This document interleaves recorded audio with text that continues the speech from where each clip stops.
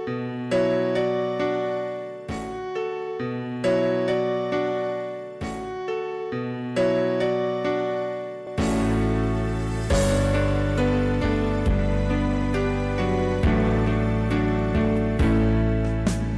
வேளையிலும் நாம் தேவனுடைய செய்திக்காக ஒரு வசனத்தை எடுத்துக்கொள்வோம். நீதிமொழிகள் அதனுடைய 14ஆம் அதிகாரம் 8ஆம் வசனம்.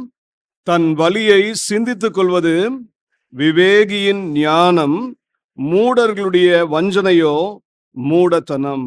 மூடத்தனம். தேவ சமூகத்தில் நாம் ஜெபிப்போம். அன்பின் பிதாவே, இந்த நல்ல வேலைக்காக நன்றி.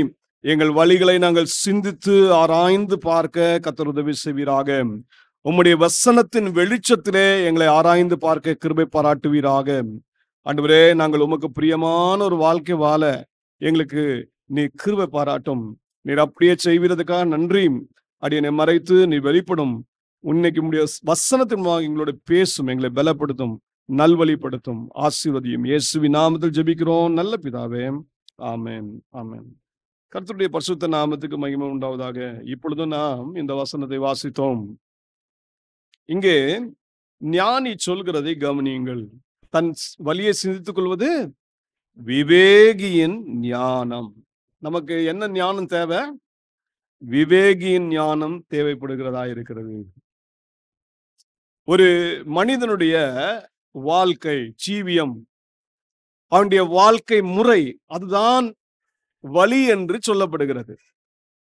உங்களுடைய வழி என்று சொன்னா உங்களுடைய வாழ்க்கை முறை, உங்களுடைய ஜீவியம் எப்படிங்க நீங்க நடத்துறீங்க.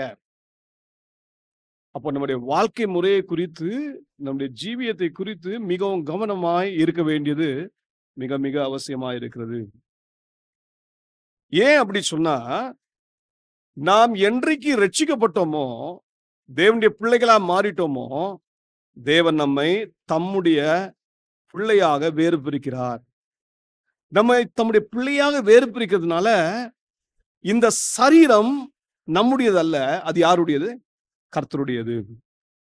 இது தேவன் தங்கும் ஆலயமாய் இருக்கிறது, தேவன் தங்கும் வாசஸ்தலமாய் இருக்கிறது. அப்போஸ்தலனாகிய பவுல் கொரிந்திய சபை மக்களுக்கு எழுதும்போது சொல்வார், 1 கொரிந்தியர் அதனுடைய 6ஆம் அதிகாரம் 19ஆம் வசனத்தை சொல்றார், உங்கள் சரீரமானது நீங்கள் தேவனால் பெற்றும் உங்களில் தங்கியும் இருக்கிற பரிசுத்த ஆவியினுடைய ஆலயமாய் இருக்கிறது என்றும் நீங்கள் உங்களுடையவர்கள் அல்லவென்றும் அறியீர்களாம். கிரயத்துக்கு கொல்லப்பட்டீர்களே, ஆகையால் தேவனுக்கு உடையவைகளாகிய உங்கள் சரீரத்தினாலும் உங்கள் ஆவியினாலும் தேவனை மகிமைப்படுத்துங்கள். அப்போ நாம் தேவனுடைய ஆலயமாய் இருக்கிறோம். இந்த சரீரம் ஒரு காலத்திலே பாவத்துக்கு அடிமையாயிருந்தது, சாபத்துக்கு அடிமையாயிருந்தது. இந்த உலகத்தின் வழக்கத்தின்படி இது நடந்து கொண்டிருந்தது. என்றைக்கு ஒரு மனிதன் பாவத்துக்கு அடிமையா இருக்கிறானோ, அப்போ அவன் என்ன செய்கிறான்? தன் மாம்சம் விரும்பினபடி நடக்கிறான். ஒரு கட்டுப்பாடே இல்லை. அது ஒரு காலம். ஆனா என்றைக்கு ரட்சிக்கப்பட்டோமோ, தேவனுடைய பிள்ளையா மாறிட்டோமோ, இயேசுவின் ரத்தத்தால் நம்முடைய பாவங்கள் கழுவப்பட்டதோ, தண்டனையிலிருந்து விடுதலை பெற்றோமோ, அன்றையிலிருந்து நாம் ஒரு விசேஷித்தவர்களாய் மாறிவிட்டோம். தேவன் நம்மை விசேஷித்த பிள்ளைகளாக தான் பார்க்கிறார். ஆண்டவர் நமக்கு இந்த சரீரத்தை மீட்டு கொடுத்திருக்கிறார். அதுக்கென்று இயேசு தம்முடைய ரத்தத்தையே சிந்தி இருக்கிறார். இப்பொழுது நாம் இந்த சரீரத்தின் மூலமாக தேவனை மகிமைப்படுத்த பழகிக் கொள்ள வேண்டும். அதனால்தான் உலகத்திலும் உலகத்தில் உள்ளவைகளிலும் அன்பு கூறாதிருங்கள் என்று ஆண்டவர் நமக்கு கட்டளையாக கொடுத்திருக்கிறார். உலகத்திலும் உலகத்தில் உள்ளவைகளும் அன்பு கூறாதுன்னு என்ன அர்த்தம்? உலகத்தின் பேட்டர்ன் பிரகாரமா நடக்காத. ஒரு காலத்துல நீ உலகத்தின் வழக்கத்தின்படி நடந்தாய், ஒரு காலத்துல உலகத்தின் வழிபாடிலே நீ சிக்கி கொண்டிருந்தாய். ஆனா இப்பொழுதோ அப்படி அல்ல. என் ஆண்டவராக இயேசு கிறிஸ்து நம்மை மீட்டெடுத்திருக்கிறார். இனிமேல் இருந்து நாம் அவனமாக இருக்கலாகாது. நாம் என்ன செய்யணும்? உலகத்திலும் உலகத்தின் வழிபாடுகளையும் நேசிக்காமல் நாம் யாரிடத்தில் அன்பு கூறணும்? தேவனிடத்தில் அன்பு கூற பழகி கொள்ள வேண்டும். தேவனிடத்தில் அன்பு கூறுகிறவன் தேவனுடைய பிள்ளையாக இருக்கிறான், பிள்ளையாக இருக்கிறாள். ஆகவே நாம் இன்றைக்கு ஒரு காரியத்தை நினைவில் வைத்துக் கொள்வோம். ரட்சிக்கப்பட்டது உண்மைதான், நம்ம ஆண்டவருடைய பிள்ளைகளா மாறிட்டோம். ஆனா அநேக நேரத்தில் நமக்கு இந்த விவேகியின் ஞானம் இல்லை. இந்த விவேகியின் ஞானம் ரொம்ப அவசியம். ஒரு வீடு கட்டப்படுகிறது. அந்த வீடு எப்படி கட்டப்படுகிறது? ஞானத்தினாலே கட்டப்படுகிறது. நீதிமொழிகள் அதனுடைய 24ஆம் அதிகாரத்தை எடுத்துக்கொள்ளுங்கள். அதிலே ஞானி அங்க சொல்றாரு பாருங்க, வீடு ஞானத்தினாலே கட்டப்பட்டு விவேகத்தினாலே நிலைநிறுத்தப்படும். எதனால நிலைநிறுத்தப்படும்? உங்க வீடு கட்டப்பட்டது உண்மைதான், நிலை நிற்குதா? நிலை நிற்குதா? உங்க வீட்டில அருமையான இனிமையான சகல விதமான பொருள்கள் நிறைந்து அந்த வீடு ஜகஜோதியா தேவனுடைய பார்வையில மிகவும் அருமையா இருக்கிறதா? அப்படின்னா அதற்கு தேவை என்ன? தேவனுடைய அறிவு. அப்போ வீடு ஞானத்தினாலே கட்டப்படும், விவேகத்தினாலே நிலைநிறுத்தப்படும், அறிவினாலே அறைகளில் அருமையும் இனிமையுமான சகலவித பொருட்களும் நிறைந்திருக்கும். இதுதான் ஒரு கிறிஸ்துவ ஜீவியம். ஏதோ வீடை குறித்து தேவன் பேசவில்லை. ஆண்டவர் எதை குறித்து பேசுகிறார்? நம்முடைய ஜீவியத்தை குறித்து பேசுகிறார். நம்முடைய வாழ்க்கை இப்படிதான் இருக்கணும். தேவன் பார்க்கும்போது நம்ம முகர்ந்து அப்பா நல்ல தேவ பிள்ளை என்று சொல்லத்தக்கதாக, அவருடைய குமாரன் குமார்த்தி என்று சொல்லத்தக்கதாக அப்படிப்பட்ட ஒரு நல்ல நற்சாட்சியுள்ள ஜீவியம் நாம் ஜீவிக்க வேண்டும். தேவனுடைய பிள்ளைகளுடைய அந்த வீடு எப்படி இருக்கணும் என்பதை சொல்றாரு. அதனால்தான் நம்ம ரட்சிக்கப்பட்டதோட நின்று விடக்கூடாது. அடுத்த கட்டத்துல போனோம். நம்முடைய வழியை என்ன செய்யணும்? சிந்தித்து கொள்ள பழகணும். நிறைய நேரங்கள் நம்ம ஓடுவோம், வேகமா ஓடுவோம், ஒழுங்கா ஆராதனைக்கு போவோம், வேதத்தை வாசிப்போம், ஜெபம் பண்ணுவோம், எல்லாம் ரைட் தான், எல்லாம் ரைட் தான். ஆனா என்ன செய்யறது இல்லை? அநேக நேரத்துல நம்ம சிந்தித்து பார்க்கறதே இல்லை. ஞானி சொல்றாரு, விவேகி ஞானம் நமக்கு தேவை. தன் வழியை சிந்தித்துக் கொள்கிறவன், சிந்தித்துக் கொள்வது விவேகியின் ஞானம். இன்னைக்கு நீங்க விவேகியா? உங்களுடைய வாழ்க்கை விவேகமாக நடந்து கொண்டிருக்கிறதா? தேவன் அதை எதிர்பார்க்கிறவரா இருக்கிறார். நிறைய நேரங்கள்ல நாம் விவேகமாய் நடக்காதனால வீடு கட்டப்படுது. அந்த விவேகம் இல்லாதனால நிலைநிறுத்தப்படல. அதனால என்ன இல்ல? தேவனை குறித்த அறிவும் இல்லை. அதனால வீடு எப்படி இருக்கு? ஒரு ஆசீர்வாதமான வீடா இருக்க வேண்டிய காரியம், தேவனுக்கென்று தேவனுடைய சித்தத்தை நிறைவேற்றுகிற இடமா இருக்க வேண்டிய காரியம் இப்ப எப்படி இருக்கு? தேவனுடைய சித்தத்தை மறந்து நம்முடைய சுய இஷ்டத்துல நடக்கிற ஒரு காரியமா மாறிவிட்டது. அதனால்தான் ஞானி சொல்றாரு, மனுஷனுக்கு நிறைய வழிமுறைகள்லாம் இருக்கு, ஜீவிய முறைகள்லாம் இருக்கு. அதெல்லாம் செம்மையா தோணுமா, ஆனா கடைசியில எங்க போய் முடிச்சிடும்? மரணத்துல கொண்டு போய் முடிச்சிடும். இன்னைக்கு நம்முடைய வாழ்க்கையை எதோடு ஒப்பிட்டு பார்க்கணும் அப்படின்னு கேட்டா, வேத வசனத்தோடு ஒப்பிட்டு பார்க்கணும். விவேகி ஞானம் எதுல இருக்குன்னா, தன் வாழ்க்கைய மனிதர்களோடு ஒப்பிட்டு பார்க்க மாட்டான். தன் வாழ்க்கைய மற்ற ஒரு ஒரு ஊழியரோ விசுவாசியோடு ஒப்பிட்டு பார்க்க மாட்டான். மாறாக தன்னுடைய வாழ்க்கையை வசனத்தோடு ஒப்பிட்டு பார்ப்பான். இயேசுவையே நோக்கி பார்ப்பான். நான் இயேசுவை போல மாறுறேனா? இயேசுவை போல மாறுறேனா? இன்னைக்கு தேவன் அதை எதிர்பார்க்கிறார். அதான் எபேசியருக்கு எழுதும் பொழுது அப்போஸ்தலனாகிய பவுல் எப்படி எழுதுறார் கவனிங்க. எபேசியர் அதனுடைய 5ஆம் அதிகாரம் 10ஆம் வசனம் முதல் 17ஆம் வசனம் வரைக்கும் வாசித்தீங்கன்னா ஒரு இன்ஸ்ட்ரக்ஷனை, போதனைய எபேசு மக்களுக்கு கொடுக்கிறார். 10ஆம் வசனத்தை கவனிங்க. கர்த்தருக்கு பிரியமானது இன்னதென்று நீங்கள், நம்ம அநேக நேரங்களில் இந்த ஆராய்ந்து பார்க்கிற பழக்கமே இல்ல இல்ல. நீங்க ஆராய்ந்து பார்த்தீங்கன்னா உங்களுக்குள்ள என்ன ஞானம் இருக்குன்னு அர்த்தம்? விவேகி ஞானம் இருக்குன்னு அர்த்தம். ஏனோ தானோ என்று ஓடுறீங்கன்னா, உங்க இஷ்ட பிரகாரம் ஓடுறீங்கன்னா, நீங்க எங்கேயோ பெரிய ஆபத்துல போய் மாட்ட போறீங்கன்னு அர்த்தம். அப்ப நம்ம எப்பவுமே கவனமா இருப்போம். நம்முடைய வீடு நிலைநிற்கப்படணும், நம்முடைய ஜீவியம் நிலைநிற்கப்படணும். தேவன் நமக்கென்று வைத்திருக்கிற நித்திய ஜீவனை நாம் சுதந்திரித்துக் கொள்ள வேண்டும். அப்படின்னா முதல் காரியத்தை கவனிங்க. ஒவ்வொரு நாளும் ஆண்டவர்கிட்ட கேளுங்க, ஆண்டவரே உமக்கு பிரியமானது என்ன, எனக்கு போதி தரணும். எபேசு சபை விசுவாசிகளை பார்த்து பவுல் சொல்றாரு, கர்த்தருக்கு பிரியமானது இன்னதென்று நீங்கள் சோதித்து பாருங்க. இந்த வார்த்தைய பவுல் அடிக்கடி பயன்படுத்துவார். ஒரு விசுவாசியிட காணப்பட வேண்டிய காரியம். இதுல இன்னும் அழகா சொல்லும்போது 1 தெசலோனிக்கேயர் 4ஆம் அதிகாரத்தை எடுத்துக்கொள்ளுங்கள்.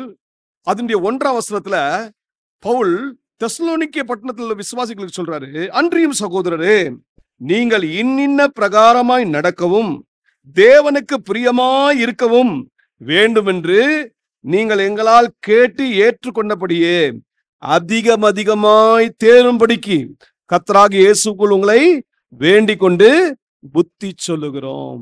இங்க இன்னும் கொஞ்சம் அதிகப்படியா சொல்றாரு. என்ன சொல்றாரு? நீங்க தேவனுக்கு பிரியமாய் இருக்கவும் வேண்டும் என்று அதோட நிக்கல, நீங்க அதுல அதிகமாய் தேரணும். You should XL. தேவனுக்கு பிரியமா ஒரு டைம் நடந்துட்டேன் அது இல்ல, ஒவ்வொரு நாளும் தேவனுக்கு பிரியமாய் நடப்பதிலே நீங்களும் நானும் எப்படிப்பட்டவர்களா மாறணும்? தேறினவர்களாய் மாறணும். அதனால்தான் என்ன செய்யணும்? நாம் தேவனுக்கு பிரியமா இருக்கிறோமா, நம்ம பிரியமானதை செய்யறோமா என்பதை சிந்தித்து பார்க்க எப்பொழுதுமே நாம் கடமைப்பட்டுள்ளோம். அதனால அப்போஸ்தலன் இப்போ கொரிந்து சபை விசுவாசிகள் சொல்றாரு, நீங்க பரிசுத்த பந்தியில கலந்துக்கும் போது உங்களையே நிதானித்து அறியுங்கள். தன்னைத்தான் நிதானித்து அறிகிறவன் நியாயம் தீர்க்கப்படாது. ஒவ்வொரு நாளும் ஆண்டவர்கிட்ட கேளுங்க, ஆண்டவரே நான் உங்களுக்கு பிரியமா நடக்கிறேனா? இந்த வாஞ்சை நமக்குள்ள இருக்கா? நான் கர்த்தருக்கு பிரியமா நடக்கணும். எப்போ அந்த வாஞ்சை வரும் தெரியுமா? எப்பொழுது நாம் நம்மை தேவனுக்கு அடிமைகளாக ஒப்பு கொடுக்கிறோமோ, எப்பொழுது நாம் தேவனுக்கு முற்றிலுமா அர்ப்பணிக்கிறோமோ, அப்பதான் இந்த வாஞ்சை வரும். நம்ம இந்த சரீரம் எந்துன்னு சொல்லிட்டீங்கன்னா தேவனுக்கு பிரியமா வாழவே முடியாது. இந்த சரீரம் என்னுடையதல்ல, கர்த்தர் எனக்கு கொடுத்திருக்கிறார். அதுக்கென்று இயேசு விலைக்கிரயம் செலுத்தி இருக்கிறார். தன் ரத்தத்தையே சிந்தி இருக்கிறார். கல்வாரி சிலுவையிலே எனக்கு மரித்து இருக்கிறார் அப்படின்னு என்னைக்கு நீங்க எண்ணி பார்த்து தேவனுடைய அன்பை ருசிச்சுட்டு நீங்க வாழ்வீங்களோ, அப்பதான் இந்த சரீரத்தின் மூலமாக நான் தேவனை மகிமைப்படுத்தணும்னு நீங்க நினைப்பீங்க. இந்த நாட்கள்ல அதிகமாக இயேசுவின் சிலுவை பாடுகளை தியானிக்கிற பிள்ளைகளாக நம்ம இருக்கிறோம். ஆனா இயேசுவின் சிலுவை பாடுகளை தியானிக்கும் போது ஒன்னு நினைவு கூறணும், நாம் எப்படிப்பட்ட நிலையில இருந்தோம், எப்படிப்பட்ட நிலையிலிருந்து தேவன் நம்மை தூக்கி இருக்கிறார். ஒரு காலத்துல நம்முடைய ஆத்மா மண்ணோடு ஒட்டி கொண்டிருந்தது. எப்படி இருந்துச்சா? மண்ணோட ஒட்டி கொண்டிருந்தது. நாம் பாவத்துக்குரியவர்களாய் வாழ்ந்தோம். ஆனா ஆண்டவர் நம்முடைய வசனத்தினாலே நம்மை உயிர்ப்பித்து, நம்முடைய ரத்தத்தினாலே நம்மை கழுவி சுத்திகரித்து இன்னைக்கு நம்முடைய ஆத்மாவை மீட்டெடுத்து இருக்கிறார். மீட்டெடுத்த ஆத்மாவை, இந்த ஆவிக்குரிய ஜீவியத்தை உங்களால் நிலைநிறுத்த முடிகிறதா? முடியலனா எங்கேயோ நீங்க சிந்திக்கலன்னு அர்த்தம், எங்கேயோ நீங்க ஆராய்ந்து பார்க்கலன்னு அர்த்தம். ஆண்டவர்கிட்ட கேளுங்க, ஆண்டவரே இந்த விவேகியின் ஞானத்தை எனக்கு தாங்க ஆண்டவரே. விவேகியின் ஞானம். தேவன் நம்மை விவேகியாக பார்க்க விரும்புகிறார். விவேகியின் ஞானம். இன்னைக்கு தேவ பிள்ளைகளே, நம்ம ஆண்டவராக இயேசு கிறிஸ்துவ நம்முடைய இரட்சகராக ஏற்றுக்கொண்ட உடனே அவரே நமக்கு ஞானமா மாறிட்டாரு. அப்போ ஞானமாய் அவர் மாறிட்டு அவர் நமக்குள்ள வாசம் பண்றாருன்னா, நீங்களும் நானும் நம்முடைய வாழ்க்கை முறையை சிந்தித்து பார்க்க வேண்டியது மிக அவசியம். அப்படி சிந்தித்து பார்க்கலனா நம்ம தேவனுடைய வழியை விட்டு விலகுகிறோம் என்ற அர்த்தம். நீங்களும் நானும் தேவனுடைய வழியில நடக்கணும் அப்படின்னு சொன்னா, வெற்றிகரமான ஒரு வாழ்க்கை வாழணும்னு சொன்னா, நம்முடைய வாழ்க்கையில ஒரு காரியத்தை எப்பவுமே சிந்தித்து பாருங்க, நான் கர்த்தருக்கு பிரியமானதை செய்கிறேனா இல்லையா சோதித்து பாருங்க. சோதித்து பார்க்கிறது மட்டும் இல்ல, இரண்டாவது எபேசு மக்களுக்கு சொல்லி தராரு. 11ஆம் வசனம், எபேசியர் 5:11, கனியற்ற அந்தகார கிரியைகளுக்கு உடன்படாமல் அவைகளை கடிந்து கொள்ளுங்கள். இன்னைக்கு நம்முடைய ஐக்கியம் யாரோட? கனியற்ற அந்தகார கிரியைகளோடு நீங்க உடன்பட்டு இருக்கீங்களா? அப்படின்னா சிந்தித்து பாருங்க. நீதிக்கும் அநீதிக்கும் சம்பந்தம் ஏது? ஒளிக்கும் இருளுக்கும் ஐக்கியமே. கனியற்ற அந்தகார கிரியைகளுக்கு உடன்படாதீங்க, மாறாக அதை கடிந்து கொள்ளுங்கள். எப்பவுமே நல்லா கவனிங்க. உங்களுக்கு விரோதமா என்ன செய்யும்? பாவம் சுற்றி வளைத்து கொண்டுதான் இருக்கும். ஏன்னா பிசாசுக்கு தெரியும் நீங்க யாரு. இயேசுவின் ரத்தத்தால் கழுவப்பட்ட பிள்ளைகள், நீங்க நித்திய ஜீவனை சுதந்திரிக்க போற பிள்ளைகள் அப்படின்னு தெரியும். அதனால அவன் என்ன செய்யறான்? நீங்க எப்படினாலும் அதை அடையக்கூடாது என்று சொல்லி கங்கணம் கட்டி திரிகிறான். அதனால உங்களுடைய வாழ்க்கையில இந்த கனியற்ற அந்தகார கிரியைகளை உங்களை விளை வைக்கணும், சிக்க வைக்கணும் பாக்குறான். அதனால அதுல உடன்படாதீங்க. உடன்படாம அதை கடிந்து கொள்ளுங்கள். எப்பொழுதுமே ஒரு காரியத்தை நினைவு வைத்துக் கொள்ளுங்க. என் இயேசுவுக்கு பிரியமில்லாத எந்த காரியமானாலும் சரி, அந்த காரியத்துல ஒரு நாள் உடன்பட்டுறாதீங்க.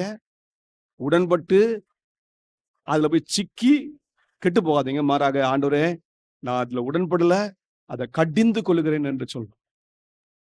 முதல்ல கை வைக்கிறது எங்க தான் வைப்பான்? சிந்தையில தான் வைப்பான். நம்முடைய வாழ்க்கை ஜீவியத்தை கெடுக்கிறது எங்கன்னா பிசாசு ஃபர்ஸ்ட் எடுத்த உடனே இந்த சிந்தையில கை வைப்பான். இந்த சிந்தையில வீணான சிந்தனை வரும். அதுக்கு இடம் கொடுத்துறாதீங்க. அது இடம் கொடுக்காம என்ன தெரியுமா செய்யுங்க? கிறிஸ்து இயேசுக்கு விரோதமா வர்ற எல்லா சிந்தனையும் எல்லா எண்ணத்தையும் நான் சிறைப்பிடிக்கிறேன் என்று சொல்லுங்க. கொரிந்தியருக்கு இப்படிதான் எழுதுறது. சிறைப்பிடிக்கணும், சிறைப்பிடிக்கும். அப்போ இது நம்முடைய வேலை. அதான் நம்ம சிந்தித்து பார்க்கணும்னு சொல்றேன். இரண்டாவது, கனியற்ற அந்தகார கிரியைகளை நாம் உடன்படாமல் அதை கடிந்து கொள்ள வேண்டும். மூணாவது பாருங்க, அதுல சொல்றாரு 14 வசனம், தூங்குகிற நீ விழித்து மரித்தோரை விட்டு எழுந்திரு, அப்பொழுது கிறிஸ்து உன்னை பிரகாசிப்பார் என்று சொல்லி இருக்கிறார். ஆனபடினாலே நீங்கள் ஞானமற்றவர்களைப் போல நடவாமல் ஞானவர்களைப் போல கவனமாய் நடந்து கொள்ள பார்த்து, நாட்கள் பொல்லாதவைகளானதால் காலத்தை பிரயோஜனப்படுத்தி கொள்ளுங்கள். அப்போ தூங்கிட்டு இருக்கீங்களா? நிறைய நேரத்தில் தூக்கம் இருக்கு. ஏன் தூக்கம்? நிர்விசாரமான ஒரு வாழ்க்கை, தேவனுடைய சத்தத்தை கேட்க முடியாதபடிக்கு தூங்கிட்டு கொண்டே இருக்கிறோம். இந்த நிலைமையில இருந்து மாறணும். இந்த நிலைமையில இருந்து மாறணும். ஒவ்வொரு நாளும் தேவனுடைய சத்தத்தை கேட்கிற பழக்கம் நமக்கு இருக்கணும். நான் அடிக்கடி சொல்லுவேன், நம்ம ஒவ்வொரு நாளும் தேவனுடைய கற்பனைகளை பெற்றுக்கொள்ளணும். தேவன் நமக்கு வெளிப்படணும். இல்ல, தேவன் நமக்கு வெளிப்படுத்தணும். ஆண்டவர் அதுதான் விரும்புறார். அவ ஒவ்வொரு நாளும் நீங்க ஞானமா நடக்கணும் அப்படின்னு சொன்னா, ஆண்டவர் உங்களுக்கு வெளிப்பட்டு கொண்டே இருக்கணும். வெளிப்பட்டு கொண்டே இருக்கிற அவர் உங்களோட வாசம் பண்ணணும். அது இயேசு கிறிஸ்து எப்படி சொன்னார்? யோவான் 14:21 சொல்லுது, என் கற்பனைகளை பெற்றுக்கொண்டு அவைகளை கை கொள்கிறவனே என்னிடத்தில் அன்பாயிருப்பான். என்னிடத்தில் அன்பாயிருக்கிறவன் என் பிதாவுக்கு அன்பாயிருப்பான். நானும் அவனில் அன்பாயிருப்பேன், அவனுக்கு என்ன வெளிப்படுத்துவேன். பாத்தீங்களா? இயேசு சிம்பிளா சொல்லிட்டாரு. நான் யாருக்கு வெளிப்படுத்துவேன்? விவேகி ஞானம் இந்த காரியத்தை அடைஞ்சிடணும். என்ன அடைஞ்சிடணும்? கர்த்தர் எனக்கு வெளிப்படணும், இயேசு எனக்கு வெளிப்படணும். அப்படின்னா விவேகி ஞானம் என்ன சொல்லி தரும்? கர்த்தருக்கு பிரியமானது என்னதென்று சோதித்து பார்க்கிறது மாத்திரமல்ல, ஒவ்வொரு நாளும் தேவ சமூகத்துல இருந்து, ஆண்டவரே உம்முடைய வார்த்தை எனக்கு தாங்கப்பா, உம்முடைய கற்பனை எனக்கு தாங்கன்னு சொல்லணும். உம்முடைய கற்பனையை நான் பெற்றுக்கொள்றது மாத்திரமல்ல, அதன்படி நான் நடக்கணும். அதை கை கொள்ளும் பொழுது நாம் தேவனிடத்தில் அன்பா இருக்கிறோம். இயேசு நம்ம இடத்தில் அன்பா இருக்கிறார். இயேசு அன்பா இருக்கிறது மாத்திரமல்ல, சொல்றார், நான் அவனுக்கு என்னை வெளிப்படுத்துவேன். I will manifest myself to him. எதுக்காக அவர் நமக்கு மேனிஃபெஸ்ட் ஆகுற? நமக்கு ஏன் வெளிப்படணும்? அவர் வெளிப்படுத்துகிற காரணம் என்ன? 23 சொல்றாரு. காரணத்தை சொல்றாரு. என்ன சொல்றாரு? ஒருவன் என்னில் அன்பா இருந்தால் அவன் என் வசனத்தை கை கொள்வான், அவனில் என் பிதா அன்பாயிருப்பார், நாங்கள் அவனிடத்தில் வந்து அவனோட வாசம் பண்ணுவோம். நல்ல கவனிங்க, ஆண்டவர் வெளிப்படுறதுக்கு காரணம் என்ன? நம்மோட வாசம் பண்ணணும், நம்மோட உறவாடணும், நம்மை வழி நடத்தி செல்லணும். இதுக்குதான் ஆண்டவர் விரும்புறார். அப்ப தேவன் தம்மை வெளிப்படுத்துறார். யாருக்கு வெளிப்படுத்துவார்? அவருடைய கற்பனைகளை யாரெல்லாம் பெற்றுக் கொள்றீங்களோ அவங்களுக்கு தான். பைபிள் வச்சிருக்கிறவங்களுக்கு எல்லாம் இல்ல. ஒவ்வொரு நாளும் வேதத்தை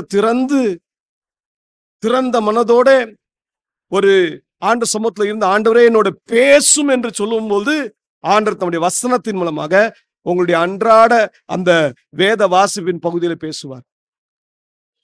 அதை நீங்கள் பெற்றுக்கொண்டு அதுக்கு கீழ்ப்படிஞ்சீங்கன்னா தேவன் தம்மை வெளிப்படுத்துவார். தேவன் தம்மை வெளிப்படுத்துவதற்கான காரணத்தை என்ன சொல்றாருன்னா, நீ என் வசனத்தை கை கொண்டு என் கீழ்ப்படுகிற, அதனால நான் உண்மையில அன்பா இருக்கேன், பிதாவும் அன்பா இருக்காரு, நாங்க 2 பேரும் உங்க கூட வந்து வாசம் பண்ணுவோம். என்ன அற்புதமான தேவன் நம்ம ஆராதிக்கிறோம். கவனிங்க, எவ்வளவு நல்ல தேவன். தன்னை வெளிப்படுத்துறவர் மாத்திரமல்ல, நம்மோட வாசம் பண்ண வேண்டும் என்று வாஞ்சிக்கிறார். நம்மோட வாசம் பண்றது எதுக்காகனா, நமக்கு வெற்றியை தருவதற்காக, நமக்கு நித்திய ஜீவனை அளிப்பதற்காக. அவர் நம்ம கூட தான் வாசம் பண்றார். குமாரனை உடையவன் ஜீவனை உடையவன். அல்லேலூயா. இயேசு ஒருவருடைய வாழ்க்கையில இருந்தா ஜீவன் உண்டு. அவன் ஒரு நாள் மரணத்தை காண மாட்டான். ஒரு நாளும் மரணத்தை காண மாட்டான். அவன் நித்திய ஜீவனை சுதந்திரித்துக் கொள்வான். ஆகவேதான் நம்ம என்ன செய்யணும்னா, நாட்கள் பொல்லாதவைகளானதால் காலத்தை என்ன செஞ்சுக்கணும், பிரயோஜனப்படுத்திக் கொள்ளணும். ஞானமாய் கவனமாய் என்ன செய்யணும், நடந்து கொள்ள வேண்டும். அப்போ கர்த்தருடைய சித்தம் இன்னதென்று உணர்ந்து கொள்ள வேண்டும். 17ஆம் வசனத்துல பவுல் சொல்றார், கர்த்தருடைய சித்தம் இன்னதென்று உணர்ந்து கொள்ளுங்கள். ஒவ்வொரு நாளும் ஆண்டவர்கிட்ட கேளுங்க, ஆண்டவருடைய சித்தம் என்ன? என் வாழ்க்கையில ஒரு நோக்கம் இருக்கும். நீங்க ஆண்டவருக்கு பிரியமா நடக்கணும்னு வாஞ்சிட்டீங்கன்னா நீங்க என்ன செய்வீங்க தெரியுமா? உங்களுடைய தலையாய கடமை என்னத்தமா இருக்கும்? ஏன் சுய சித்தம் அல்ல, தேவனுடைய சித்தம். இயேசு பிதாவுக்கு கீழ்ப்படிந்திருந்தார். ஒவ்வொரு நாளும் பிதாவை நோக்கி அவர் ஜெபித்தார். ஒவ்வொரு நாளும் வசனத்தை தியானித்தார். அவர் தன்னுடைய வாழ்க்கை இந்த உலகத்துல இருந்த நாட்களில் சொல்றாரு, பிதாவின் சித்தம் செய்வதே என்னுடைய போஜனமா இருக்கிறது. பிதாக்கு பிரியமானவருடைய நோக்கம் என்னன்னா, பிதாவுடைய சித்தத்தை எப்படி நான் செய்யறது? ஏன் சித்தம் இல்ல, ஏன் சித்தம் இல்ல. நான் ஒன்றும் நானாகவே செய்வதில்லை, பிதா என்ன விரும்புகிறாரோ அதை தான் செய்கிறேன் என்று இயேசு சொன்னார். அப்போ உங்க ஜீவியம் எப்படி இருக்கணும்? உங்களுடைய சுய ஞானத்தினாலே செயல்படக்கூடாது. உங்களுடைய மற்ற மனிதர்களால செயல்படக்கூடாது. மாறாக உங்களை ரட்சித்த, உங்களுக்காக விலைக்கரையும் கொடுத்து தன்னுடைய ரத்தத்தை சிந்தின இயேசுவுக்காக நீங்க வாழணும். ஆண்டவரே சொல்லுங்க, ஆண்டவரே உம்முடைய சித்தம் என்ன? ஒவ்வொரு நாளும் உம்முடைய சித்தத்தை நிறைவேற்ற எனக்கு உதவி செய்யும் என்று சொல்லி நாம் கேட்கணும். அதனால்தான் நம்ம ஆலயத்துக்கு வரோம். ஏன் ஆலயத்துக்கு வரோம்? ஆண்டவருடைய உபதேசத்தை கற்றுக்கொண்டு, ஆண்டவரை இன்னும் அறிந்து கொண்டு, ஆண்டவருடைய சித்தத்தை நிறைவேற்றுவதற்காக நம்ம ஆலயத்துக்கு வருகிறோம். அதனால்தான் நம்ம எப்பவுமே ஆலயத்துக்கு வரும்போது நம்முடைய நடையை காத்துக்கொள்ள வேண்டும். பிரசங்கி அதனுடைய 5ஆம் அதிகாரம் 1ஆம் வசனத்துல வாசிக்கிறோம், தேவனுடைய ஆலயத்திற்கு போகும்போது நம்ம எதை காத்துக்கொள்ளணுமா? நம்ம நடைய காத்துக்கொள்ளணும். நம்ம நடைய காத்துக்கொள்ளணும். உங்க வழிகளை மிக கவனமாக பார்த்துக்கொள்ளுங்க. ஒவ்வொரு ஸ்டெப் எடுக்கும் போதும் கவனமா எடுங்க. ஏன்னா ஒரு சின்ன ஒரு ஸ்டெப் நம்ம எடுக்கிறது தவறா எடுத்துட்டோம்னா நம்ம வாழ்க்கை முறையை என்ன செஞ்சிடும், கெடுத்துரும். தேவன் நம்மை கொண்டு செய்ய வேண்டிய திட்டத்தை நிறைவேற்றவே முடியாது. ஒரு சின்ன தவறு பெரிய ஆபத்துல கொண்டு போய் விடும். ஒரே ஒரு நபரை உங்களுக்கு காட்ட விரும்புறேன். நம்ம பழைய ஏற்பாட்டுல சவுல் ராஜாவை குறித்து நாம நன்றாக அறிவோம். சவுல் ராஜா தான் இஸ்ரவேல் ஜனங்களுக்கு கொடுக்கப்பட்ட முதல் ராஜா. ஆண்டவர் தான் அவங்களுக்கு ராஜாவா இருக்கணும்னு வாஞ்சித்தார். ஆனா என்றைக்கு இஸ்ரவேல் ஜனங்கள் சாமுவேல் தீர்க்கதரிசியிடம் எங்களுக்கு ஒரு ராஜா வேண்டும் என்று சொல்லி விண்ணப்பம் பண்ணினார்களோ, உடனே சாமுவேல் விசனப்பட்டது உண்மைதான். ஆனால் பிற்பாடு ஆண்டவர் சொன்னார், சாமுவேலே நீ அவங்களுக்கு ஒரு ராஜா கொடுத்துரு. அவங்க என்னதான் தள்ளிட்டாங்க, ஒன்னும் இல்லை அப்படின்னு சொல்லி அவங்களுக்கு ஒரு ராஜா கொடுத்துருன்னு சொல்லி ஒரு பெரிய கட்டளைய சாமுவேலுக்கு கொடுத்தார். சாமுவேலும் அவர்களுக்காக ஒரு ராஜாவை ஏற்படுத்தியும் கொடுத்தார். அந்த ராஜாவை யார் ஏற்படுத்தினார் கேட்டீங்கன்னா, தேவனே தான் ஏற்படுத்தினார். வாசிங்க 1 சாமுவேல் அதனுடைய 9ஆம் அதிகாரம் 16ஆம் வசனம். நாளை இந்நேரத்திற்கு பென்யமீன் நாட்டானாகிய ஒரு மனுஷனை உன்னிடத்தில் அனுப்புவேன். அவனை என் ஜனமாகிய இஸ்ரவேலின் மேல் அதிபதியாக அபிஷேகம் பண்ண கடவாய்.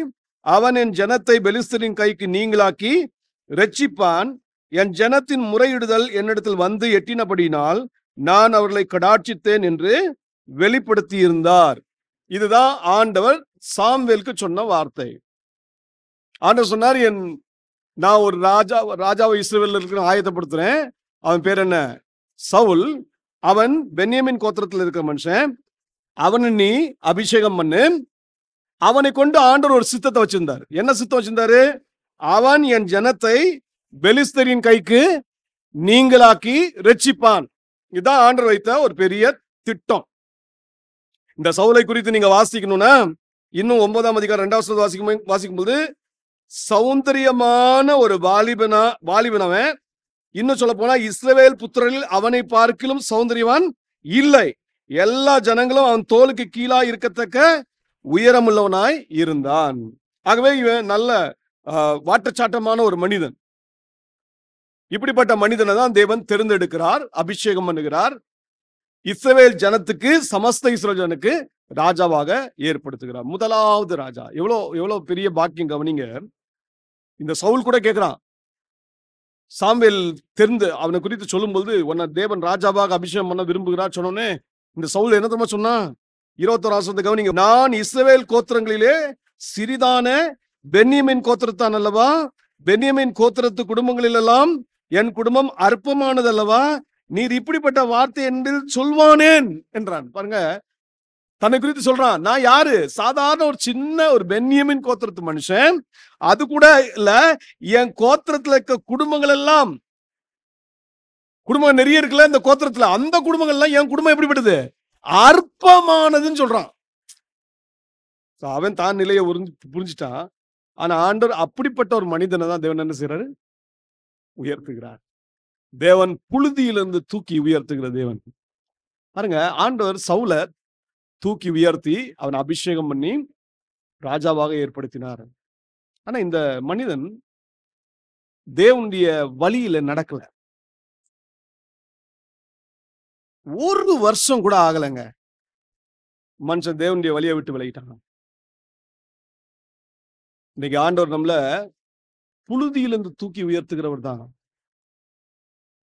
நம்ம எல்லாரும் இங்க உட்கார்ந்து நம்ம தேவனை ஆராதிக்கிறோம். நாம் யாவரும் ஆண்டவராக இயேசு கிறிஸ்து சொந்த ரட்சகராக ஏற்றுக்கொண்டோம். தேவனுடைய பிள்ளையா மாறினோம். நம்முடைய வாழ்க்கை நல்லா ஓடுது. ஆனா யோசித்து பாருங்க, புழுதியிலிருந்து என்னை தூக்கி எடுத்திருக்கிறார். எதுக்காக? என்னை உயர் ஸ்தலத்தில் உயர்த்தி வைத்திருக்கிறார். எதுக்காக? அவருடைய சித்தத்தை செய்வதற்காக. நீங்களும் நானும் ஆண்டுடைய சித்தத்தை செய்யும்படியாய் அழைக்கப்பட்டிருக்கிறீர்கள். இயேசு சொன்னா, நீங்க தான் உலகத்துக்கு உப்பு, நீங்க தான் உலகத்துக்கு வெளிச்சம், நீங்க தான் என் ஸ்தானாபதி. என்ன அருமையா சொல்ற பாருங்க. ஒப்புரவாக்குதலின் ஊழியத்தை தேவன் நம்ம கரங்களை கொடுத்திருக்கிறாரு. நம்ம தான் ஆண்டவருடைய அம்பாசிடர்ஸ். இவ்வளவு பெரிய பொறுப்பை தேவன் நமக்கு கொடுத்திருக்காரு. திட்டம், பெரிய திட்டம் கொடுத்திருக்காரு. நாம என்ன செய்யறோம்? இன்றைக்கு நம்முடைய வழியில நடக்கிறோமா? இல்ல, நம்முடைய வாழ்க்கை முறைய ஆண்டுடைய வசனத்தோடு ஒப்பிட்டு பார்த்து சோதித்தறிந்து, நான் தேவ திட்டத்துல தான் இருக்கேனா, தேவ சித்தம் தான் நான் செய்யறேனா என்ற காரியங்களை மிக கவனமா இருக்கணும். அதனால தான் ஆண்டவர்கிட்ட கேளுங்க, ஆண்டவரே இந்த விவேகியின் ஞானத்தை எனக்கு தாங்கப்பா. சவுல் தெரிந்து கொள்ளப்பட்டது உண்மை, அபிஷேகம் பண்ணப்பட்டதும் உண்மை. தேவன் அவன் மேல் பாராட்டின கிருபை அளவற்றது. அவ்வளவு அன்பு பாராட்டினார், அவனை உயர்த்தி மகிழ்ந்தார். ஆனா அந்த சவுல் தேவனுடைய சித்தத்தை செய்யவில்லை. தேவனுடைய அன்பை தக்க வைத்துக் கொள்ளவில்லை. காரணம் என்ன தெரியுமா? தன் வலியை சிந்திக்காம போயிட்டான்.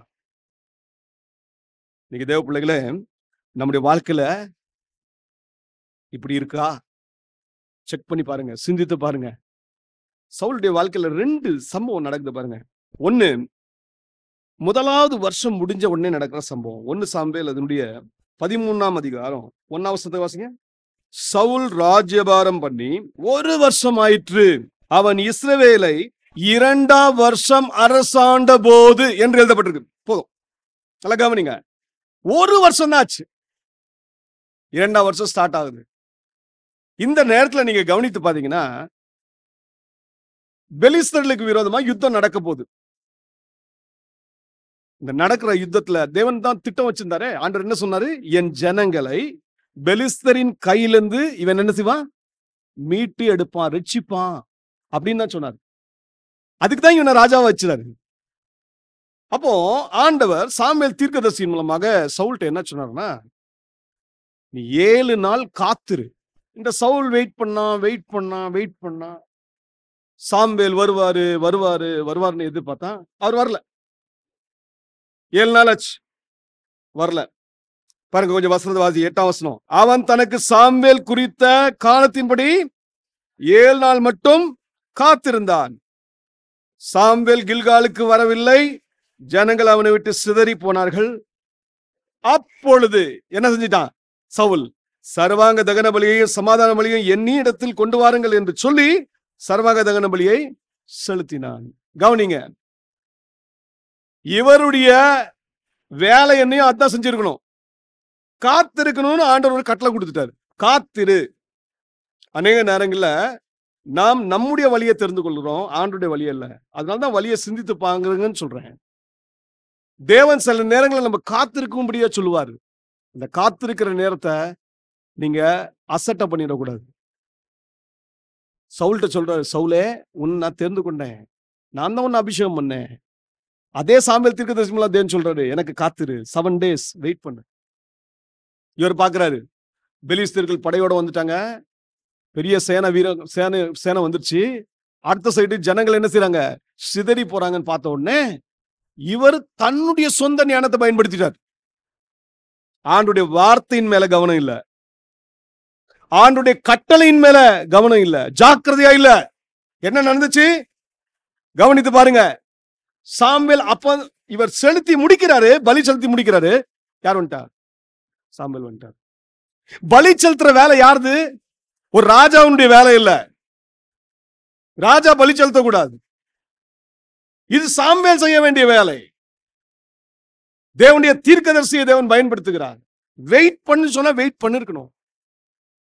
ஆண்டவர் நமக்கு வந்து எந்த விதமான என்ன சொல்றது ஆலோசனை எல்லாம் கேட்க விரும்பல. ஆண்டவர் சொல்ற ஏன் கட்டளைக்கு கீழ்ப்படி, அவ்வளவுதான்.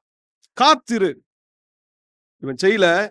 உடனே சாமுவேல் வந்த உடனே என்ன சொல்றாரு கவனிங்க.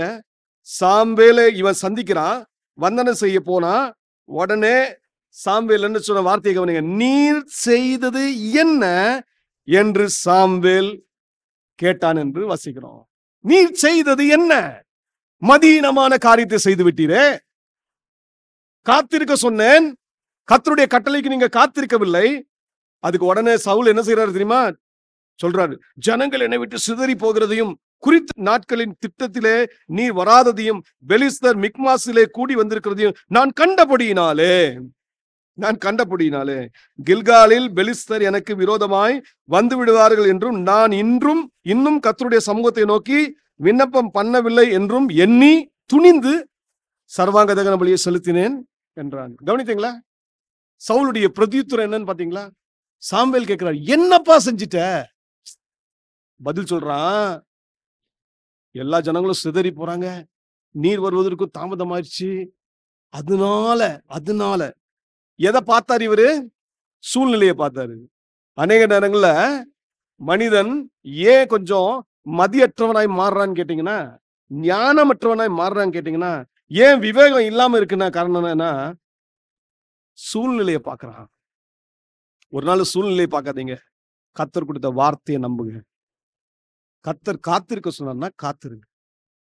சூழ்நிலை எப்படியோ போட்டும், கர்த்தருடைய வசனம் சொல்லுது, நான் இப்படிதான் நடப்பேன். நம்முடைய வாழ்க்கையில, வேலை ஸ்தலத்துல கர்த்தருடைய வசனத்துக்கு விரோதமாய் போகிற மாதிரி நிறைய காரியங்கள் வருதா? சூழ்நிலை வருதா? அந்த நேரத்தில் நான் எப்படி நிக்கணும்னு தெரியாம இருக்கீங்களா? நீங்க ஒன்னும் செய்ய தேவையில்ல, கர்த்தருடைய வசனம் சொல்லுது, அவ்வளவுதான். நான் இப்படிதான் நிற்பேன். இப்படி சொல்லி பாருங்க, நீங்க தேவ சித்தத்தை செஞ்சிருவீங்க. சவுல் தவறுனது ஒரே ஒரு செகண்ட்ல தான் தவறிட்டான், ஒரே ஒரு செகண்ட். இதுக்குதான் விவேகியின் ஞானம் தேவை. தன் வலியை சிந்தித்துக் கொள்கிறவன். சிந்தித்து கொஞ்சம் பார்த்திருக்கணும். என்ன தேவன் இப்படி உயர்த்தினாரே, புழுதியிலிருந்து என்ன உயர்த்தினாரே, என்ன ராஜாவா அபிஷேகம் பண்ணாரே, அப்ப அவருடைய கட்டளைக்கு தானே நான் கீழ்ப்படியணும். அந்த எண்ணம் மட்டும் வந்திருந்தா தப்பு செஞ்சிருப்பாரா? செஞ்சிருக்க மாட்டாரு. இங்க அவரே சொல்றாரு பாருங்க, அவரு வாக்கு மூலமே சொல்லிட்டு பாருங்க. என்ன சொல்றாரு? நான் இப்படி பார்த்தேன். உன்னை யார் பார்க்க சொன்னா? கண்டபடியினாலே. எதை பார்த்திருக்கணும்? ஒரு தேவ பிள்ளை எதை பார்க்கணும்? இயேசுவை தான் நோக்கி பார்க்கணும். ஆண்டுடைய வார்த்தையை தான் நோக்கி பார்க்கணும். ஆண்டுடைய கட்டளையை தான் நோக்கி பார்க்கணும். பலவிதமான சத்தங்கள் கேட்கும், கேட்காதீங்க. ஆண்டுடைய சத்தத்தை மாத்திரம் கேளுங்க.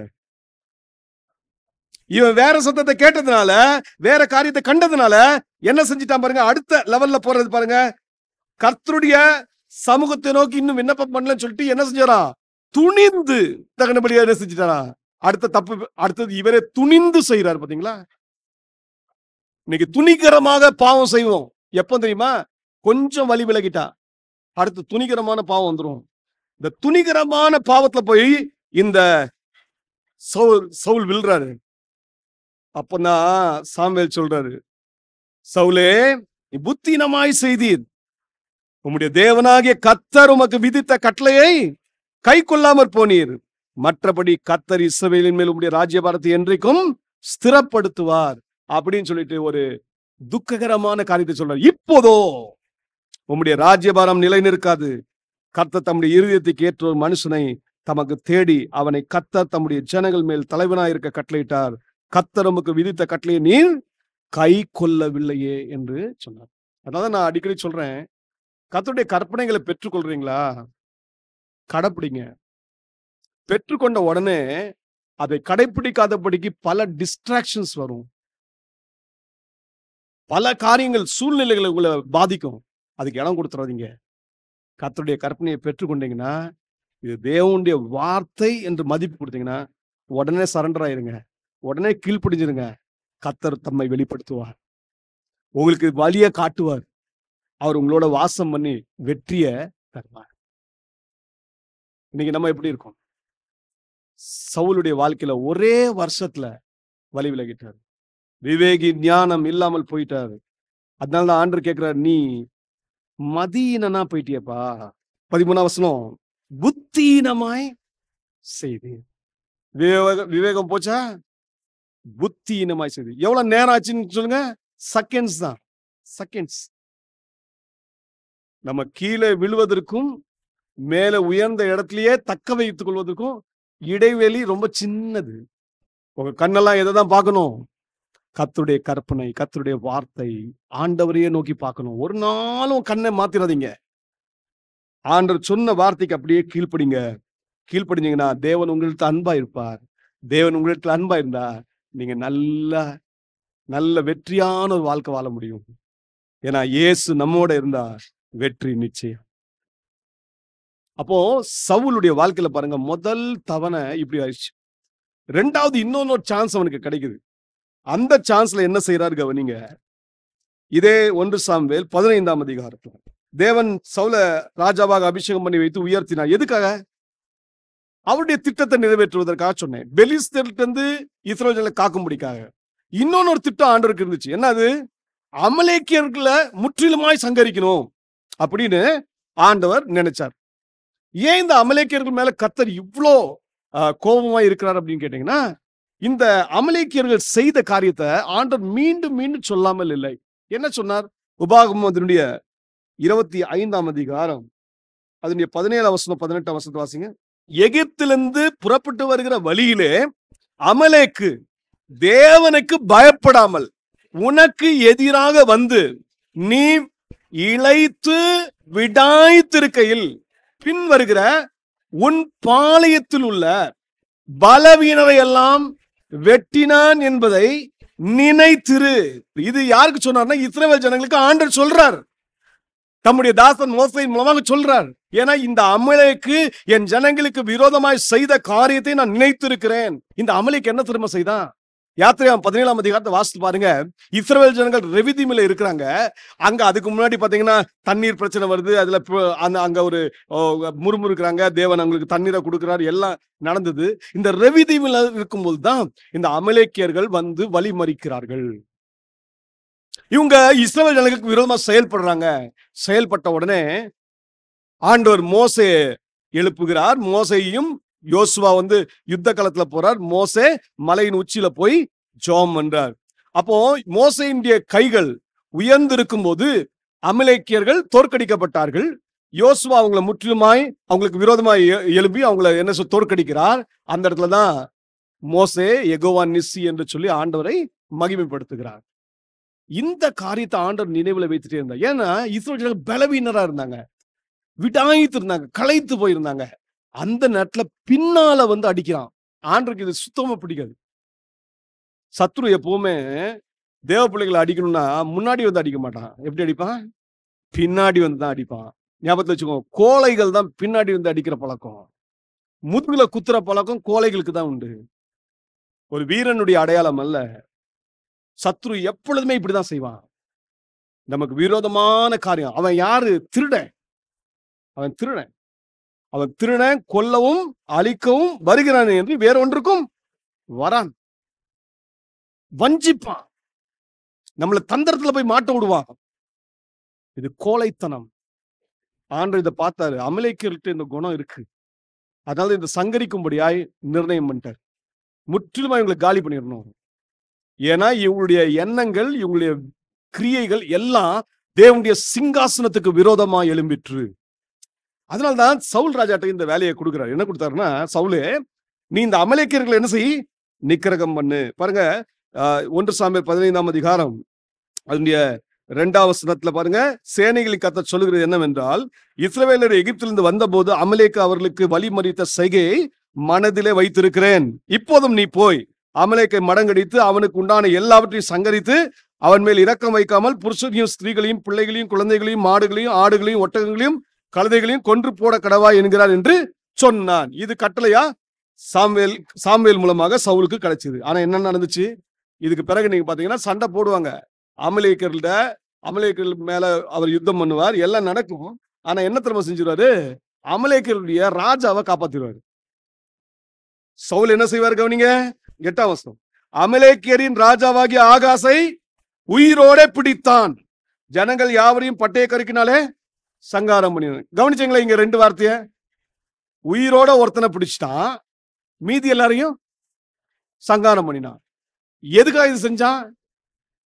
எதுக்காக செஞ்சான்? ஆண்டவர் சங்காரம் பண்ண சொன்னார்ல, நான் சங்காரம் பண்ணிட்டேன்ல.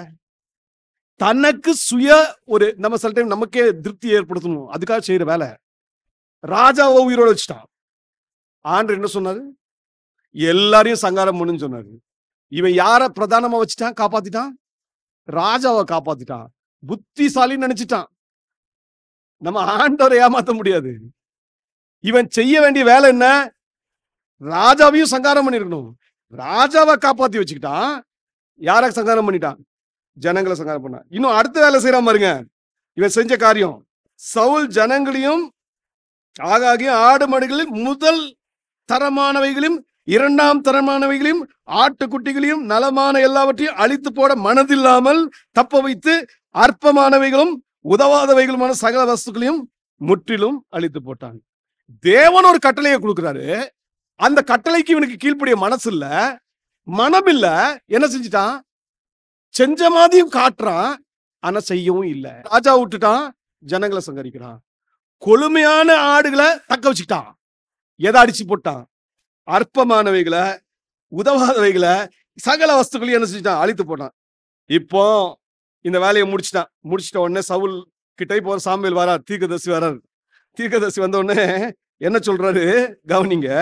ஆண்டவர் சாமுவேல் சொல்றாரு, நான் இந்த சவுலை ராஜாவாக்குனதுக்கு நான் ரொம்ப என்ன செய்யறேன், மனஸ்தாபப்படுறேன். அவன் என்னை விட்டு திரும்பி என் வார்த்தைகளை என்ன செய்யல, நிறைவேற்றாம போயிட்டான். அப்போ அது தேவனுக்கு அது மனநோய் உண்டாக்கிட்டு. உடனே சாமுவேல் தீர்க்கதரிசி சவுல்கிட்ட சொல்றாரு, 18ஆம் வசனத்தை கவனிங்க, 17ஆம் வசனம். அப்பொழுது சாமுவேல், நீர் உம்முடைய பார்வைக்கு சிறியவராய் இருந்த போது அல்லவோ இஸ்ரவேல் கோத்திரங்களுக்கு தலைவரானீர். கர்த்தர் உம்மை இஸ்ரவேலின் மேல் ராஜாவாக அபிஷேகம் பண்ணிவித்தாரே. இப்போதும் கர்த்தர், நீ போய் அமலேக்கியராகிய அந்த பாவிகளை சங்கரித்து அவர்களை நிர்மலமாக்கி தீரு மட்டும் அவர்களோட யுத்தம் பண்ணி என்று சொல்லி உம்மை அந்த வழியா அனுப்பினார். இப்படி இருக்க நீ கர்த்தருடைய சொல்லை கேளாமல் கொள்ளையின் மேல் பறந்து கர்த்தருடைய பார்வைக்கு பொல்லாப்பனதை செய்தது என்ன என்றார். ஆண்டவர்கிட்ட மட்டும் நம்ம இது மறைக்கவே முடியாது. ஆண்டவர் என்ன சொன்னார்? ஒரு கட்டளையை கொடுத்தார், அமலேக்கியர்களை கொன்றுவிடு, முடிச்சிரு. ஏன் கட்டளை அது. சவுல் ராஜா என்ன செஞ்சிருக்கணும்? அந்த கட்டளைக்கு அப்படியே கீழ்ப்படிஞ்சிருக்கணும். இவன் என்ன செஞ்சிட்டான்? இந்த காரியத்தை செய்யல, கர்த்தருடைய வார்த்தைக்கு செவி கொடுக்கல, கீழ்ப்படியவில்லை. கீழ்ப்படியாமை ஒரு பெரிய ஆபத்தை யாருக்கு கொண்டு வந்துச்சுன்னா சவுலுக்கு கொண்டு வந்தது. சவுலுடைய சுயநலத்தை நீங்க பாக்குறீங்க, சவுலுடைய மாய்மாலத்தை பாக்குறீங்க. நிறைய மாய்மாலம் ஏன் சொல்றேன்னா, அவர் என்ன செஞ்சிட்டாரு, சாமுவேல்ட்ட என்ன ஜோடித்து சொல்றாருன்னா, இந்த கொழுமையானவைகள்லாம் எதுக்கு வச்சிருக்கேன்னா தேவனுக்கு பலி செலுத்துவதற்காக வச்சிருக்கேன்னு சொல்றாரு. இது தான் செஞ்ச தவற மறைக்கிறதுடைய காரியம். உடனே சாமுவேல் என்ன சொன்னாரு, 22ஆம் வசனத்துக்கு கவனிங்க. அதற்கு சாமுவேல், கர்த்தருடைய சத்தத்திற்கு கீழ்ப்படுகிறதை பார்க்கிலும் சர்வாங்க தகனங்களும் பலிகளும் கர்த்தருக்கு பிரியமாயிருக்குமோ? பலியை பார்க்கிலும் கீழ்ப்படிதலும் ஆட்டுக்கடாக்களின் நினைத்தை பார்க்கிலும் செவி கொடுத்தலும் உத்தமம். இரண்டகம் பண்ணுதல் பில்லி சூன்ய பாவத்திற்கும் முரட்டாட்டம் பண்ணுதல் அவபக்திக்கும் விக்கிரக ஆராதனைக்கு சரியா இருக்கிறது. நீர் கர்த்தருடைய வார்த்தையை புறக்கணித்தபடினாலே அவர் உம்மை ராஜாவாய் இராதபடிக்கு புறக்கணித்து தள்ளினார் என்றான். பாத்தீங்களா? ஆண்டவர் அவனை புறக்கணித்தே தள்ளிட்டார். ஏன்னா சவுல் தேவனுடைய வார்த்தைக்கு கீழ்ப்படியில, அதை புறக்கணித்து விட்டார். தேவனுடைய வார்த்தைக்கு செவிக்கு சாய்க்கவில்லை. ஆண்டவர் அவர் மேல் கோபமா இருந்தார். சவுல் எந்த அளவுக்கு தேவன் உயர்த்தினார். அதனாலதான் சாமுவேல் சொல்றாரு, உன்னை எந்த நிலையிலிருந்து ஆண்டவர் தூக்குனா அதை நினைச்சு பாத்தியா? நீ ஒரு அற்ப ஒரு மனிதனா இருந்த பொழுது கோத்திரத்திலேயே அந்த பென்யமீன் கோத்திரம் ஒரு சின்ன கோத்திரம், அதுலதான் ஒன்னு தேர்ந்தெடுத்தேன்.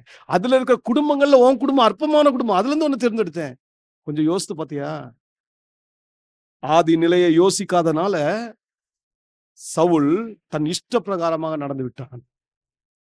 அது கூட அதுக்கு ஒரு ஆவிக்குரிய ஒரு போர்வையை போடுறான். என்ன போர்வை? நான் கொழுமையானவைகளை என்ன செய்ய போறேன்? ஆண்டவருக்கு பலி செலுத்த போறேன், நான் ஆண்டவரை ஆராதிக்க போறேன்.